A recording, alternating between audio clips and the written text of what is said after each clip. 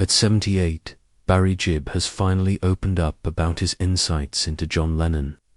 Born Barry Allen Crompton Gibb on September 1st, 1946.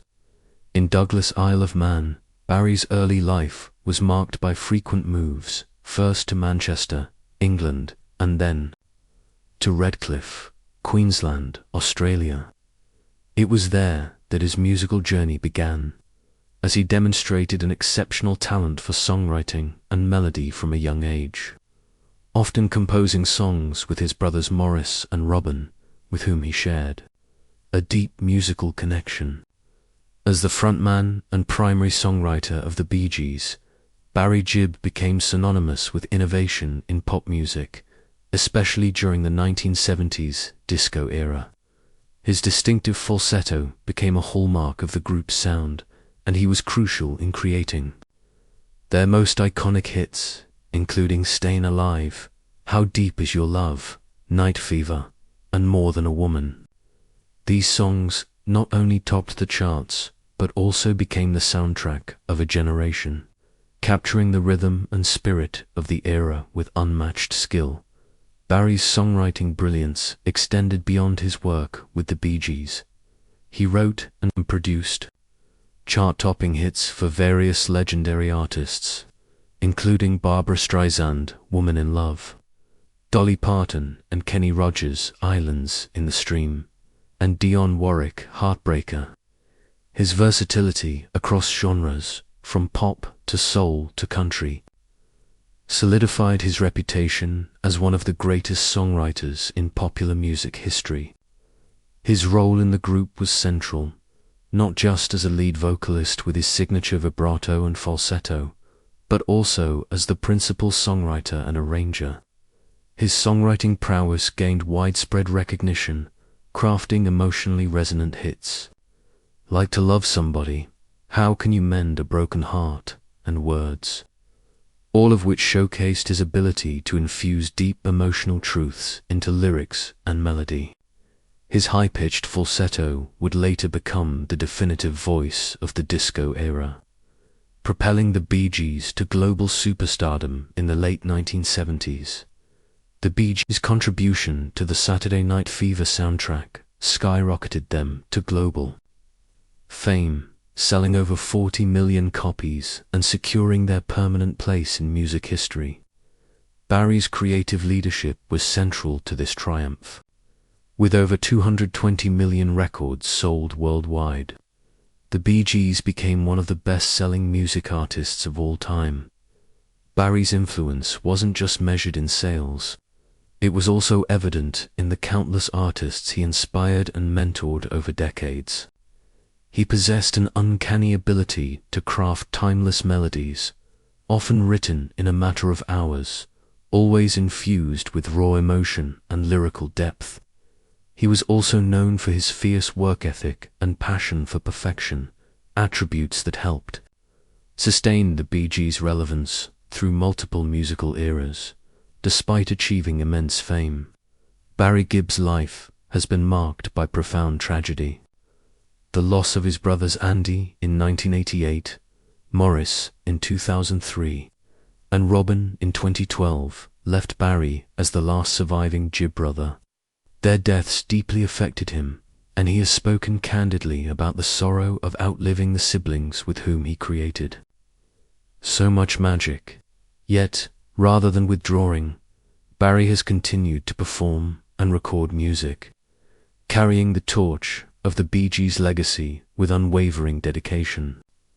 His 2016 solo album, In the Now, showcased a more introspective side of his artistry, revealing the emotional weight he carries as both a survivor and a storyteller. In interviews, he often reflects on the joy and pain of his journey, acknowledging the unique bond he shared with his brothers while continuing to honor them through his music. In recognition of his vast contributions to music, Barry Gibb has received numerous accolades and honors. He was appointed a Commander of the Order of the British Empire, CBE, in 2002, and was knighted in 2018 by Prince Charles for his services to music and charity, officially becoming Sir Barry Gibb. He is also a two-time inductee into the Rock and Roll Hall of Fame, once as a member of the Bee Gees, and again as a songwriter. These honors, while prestigious, only begin to reflect the magnitude of Barry's cultural impact. His work continues to be celebrated by new generations, with countless artists sampling, covering, or drawing inspiration from his songs. Barry Gibb's personal life has been marked by both romantic milestones and lasting family devotion. His first marriage was to Maureen Bates, a woman he met during the early years of his burgeoning music career.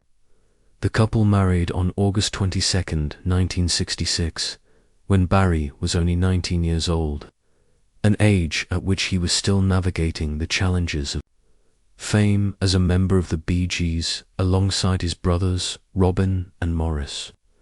Their marriage occurred during a transformative period in his life, just before the Bee Gees would rise to international prominence. Although the union was entered into with hopeful intentions, the pressures of a rapidly evolving music career and personal differences led the couple to part ways. They lived together only for a brief time before deciding to separate, and the marriage was officially dissolved in July 1970 after nearly 4 years. Despite the short-lived nature of the relationship, it marked an important chapter in Gibb's early adulthood and personal growth. A new chapter in Barry Gibb's life began soon after his divorce, when fate introduced him to the woman who would become his lifelong partner. While taping an episode of the BBC's iconic music show Top of the Pops in London, a popular stage for the biggest acts of the time, Barry met Linda Gray, a former Miss Edinburgh and a striking beauty with a calm and supportive presence. The connection between the two was immediate, and their relationship blossomed quickly. On September 1st, 1970, which happened to be Barry's 24th birthday, the couple married in a private ceremony that marked the beginning of a deep and enduring bond. Unlike his first marriage, Barry and Linda's union proved to be a stable and loving relationship that has stood the test of time for over 5 decades. Together, Barry and Linda Gibb have raised a large family, becoming the proud parents of 5 children. Among them is their eldest son, Stephen Gibb, born in 1973, who followed in his father's footsteps by pursuing a career in music. Stephen is a talented guitarist and has performed with various rock and metal bands, including Black Label Society.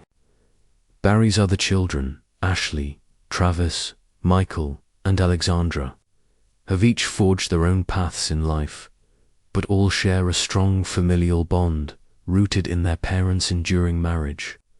Over the years, Barry has embraced his role as a father and grandfather with warmth and devotion, and today he has 7 grandchildren who bring him continued joy and purpose in his later years. Despite the demands of fame and a lifetime spent in the spotlight, Barry Gibb has always placed great importance on his family and personal relationships. In addition to his family commitments, Barry has maintained strong ties to both his homeland and his adopted country. Originally from the Isle of Man and raised in Manchester, England, Barry Gibb relocated to the United States in 1974 at the height of the Bee Gees' fame, and he has lived primarily there ever since. He and his wife, Linda, became naturalized citizens of the United States in 2009, a milestone that reflected their deep connection to their life in America. However, they chose to retain their British citizenship as well, embracing their dual identities and honoring their heritage. Although Gibb spends most of his time in the US, he still owns property in the UK, a country he remains emotionally connected to and frequently visits, one of the most notable aspects of Gibb's residence in the US was his purchase of a legendary property with deep musical roots. In January 2006, Gibb and his wife acquired the former home of country music legends Johnny Cash and June Carter Cash, located in Hendersonville, Tennessee. Gibb had long admired Johnny Cash and envisioned transforming the historic property into a creative retreat and songwriting haven for artists, a place where musical legacies could be honored and new ones born. Unfortunately, tragedy struck when the house caught fire on April 10, 2007, during renovation efforts. The blaze, which was believed to have started accidentally, completely destroyed the home and brought a heartbreaking end to Gibb's plans for the retreat. Undeterred, a new house was eventually constructed on the site, but the magic and history of the original home were irreplaceable. In 2014, Gibb and his family decided to sell the property, closing that chapter with grace and appreciation for the memories it held. Through all these personal events, marriages, parenthood, relocations, and property ventures, Barry Gibb has remained grounded in his values of love, loyalty, and creativity. His enduring relationship with Linda Gray is widely regarded as one of the most successful and steadfast in the entertainment industry, and his devotion to family continues to define his legacy as much as his musical achievements.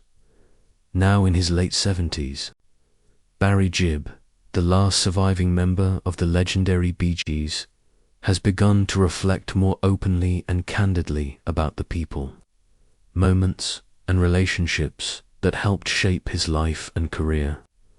One of the most intriguing and long-speculated aspects of Gibb's past has been his private thoughts and interactions with members of the Beatles, especially the enigmatic and iconic John Lennon.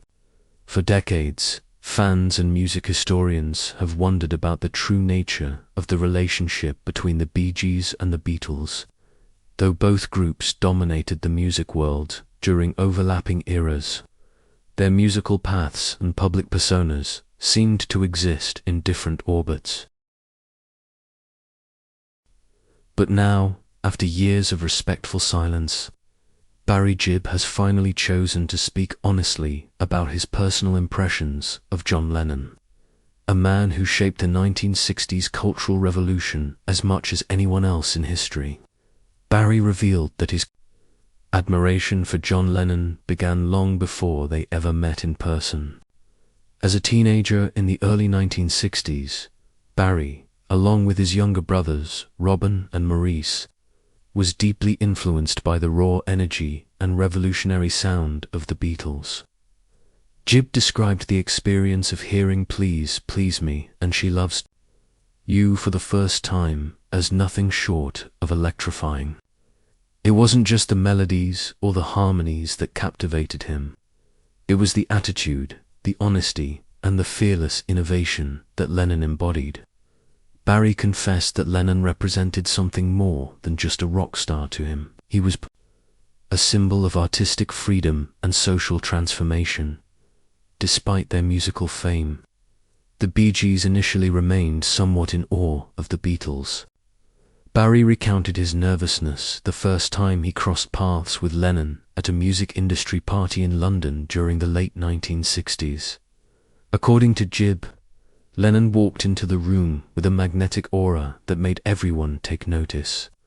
But what stood out to Barry wasn't just Lennon's presence. It was his piercing intellect and surprisingly tender, disarming humor. In private, Lennon could be warm and deeply thoughtful, even as his public image remained one of biting wit and defiance.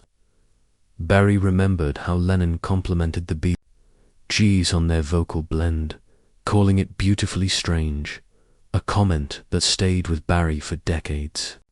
Over the years, as the Bee Gees' fame skyrocketed in the 1970s with the release of Saturday Night Fever and their disco dominance, Gibb said he often wondered what Lennon really thought of their transformation. While some critics dismissed disco as a commercial fad, Barry always suspected that Lennon, a fellow boundary breaker, respected their ability to evolve and innovate. Gibb admitted he never got to ask Lennon directly, but in later interviews with Lennon's associates, he learned that John had privately admired the Bee Gees' songwriting, particularly their ability to craft hits that connected so powerfully with audiences. Yet, Gibb also acknowledged the complicated emotional dynamic between the two groups. In public, John Lennon could be cutting, and he once made dismissive comments about the Bee Gees in a radio interview, which stung Barry deeply. However, Barry now views those remarks through the lens of time and maturity. He recognizes that Lennon was often fighting his own internal battles and used sarcasm and irony as shields. John had his demons, Barry said, and I think he sometimes pushed people away before they could get too close. Far from holding a grudge, Barry expressed a deep sympathy for Lennon's struggles with fame, identity, and personal pain. Perhaps the most poignant revelation Barry shared was about the moment he learned of John Lennon's tragic death in December 1980. Gibb recalled being in a studio in Miami when the news broke. It felt like the world just stopped, he said. It was as if a part of the sky had fallen. For Barry, Lennon's murder was not just the loss of a peer. It was the loss of a cultural titan whose voice had given hope, challenged authority, and brought meaning to an entire generation. Barry admitted he cried that night, grieving not only for Lennon's family, but for the millions of people who had looked to him as a voice of truth in a chaotic world. Now, decades later, Barry Gibb is no longer interested in hiding behind the guarded politeness that often defines celebrity recollections. At 78, with a lifetime of music and memories behind him, he speaks of Lennon not as a mythic figure, but as a man flawed, brilliant, brave, and heartbreakingly human. I think John Lennon was one of the greatest minds of our time, Barry said. And I'm grateful that even in small ways our lives crossed paths.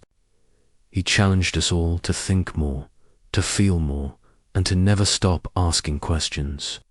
And perhaps most touching is Barry's acknowledgement of how Lennon's brutal honesty inspired him to push the Bee Gees in new directions.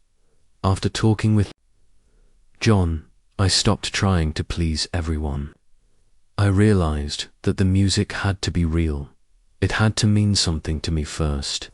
In finally telling the truth about John Lennon, Barry Gibb has offered not just a tribute, but a rare glimpse into a private reverence, one artist honoring another.